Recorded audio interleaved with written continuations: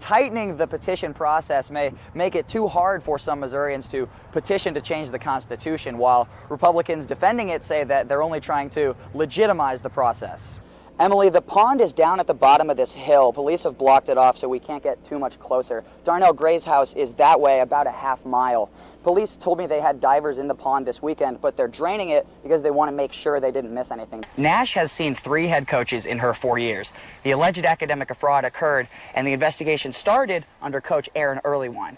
It continued under interim coach Gina Fogue, but the consequences were eventually dumped on new head coach Larissa Anderson. If each one of these represented 11,000 signatures, it would take no less than 160,000.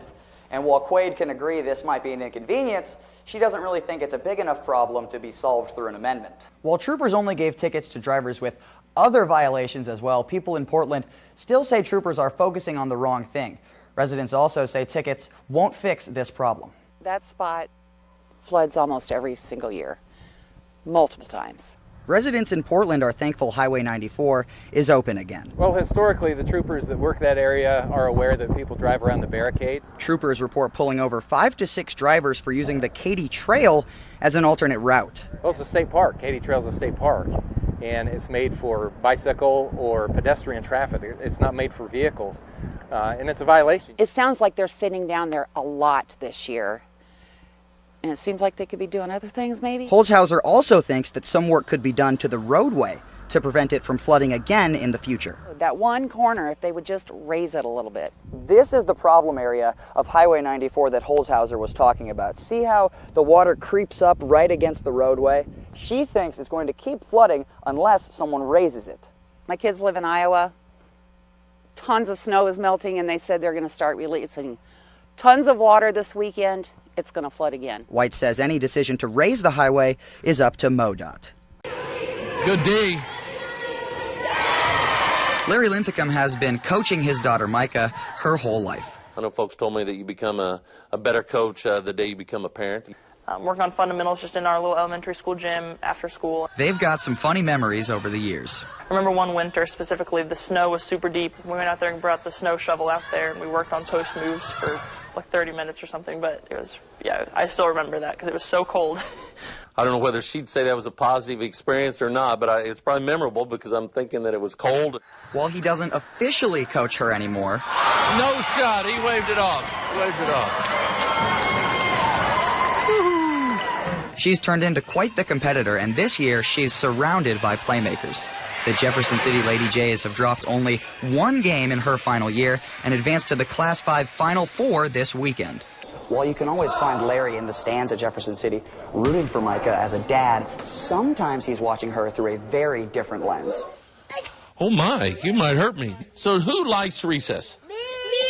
Everybody likes recess. Well, my name is Larry Linthicum, and I'm here to read to you guys, okay? And I work for the school. Sometimes it's hard for Micah to remember that her dad is also the superintendent for Jeff City Public Schools. Like if I see him up on a stage or something and he's got his sports jacket and everything on, it's like, oh, like I kind of forget that he has that kind of position.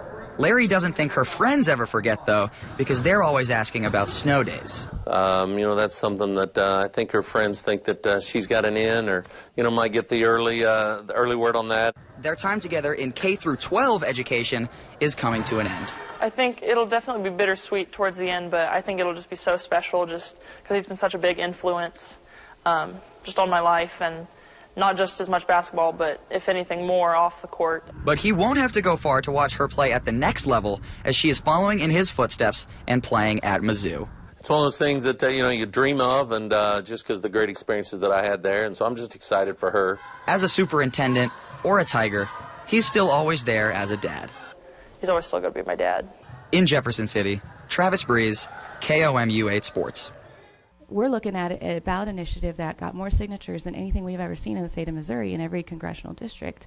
Those are average people, sir. They're in this room. Democrats in the Missouri House are challenging some acts Republicans are pushing to change the initiative petition process. It could be a barrier of communication that would make people less likely to sign initiative petitions. House Bill 290 would require a $500 filing fee for each petition sample sheet and an additional fee of $25 for each page in excess of 10. It would also require a warning text on all petitions to remind voters that it is a misdemeanor punishable by up to a year in jail and a fine of $10,000 to sign a false name or for a knowingly unregistered voter to sign. We're not a democracy.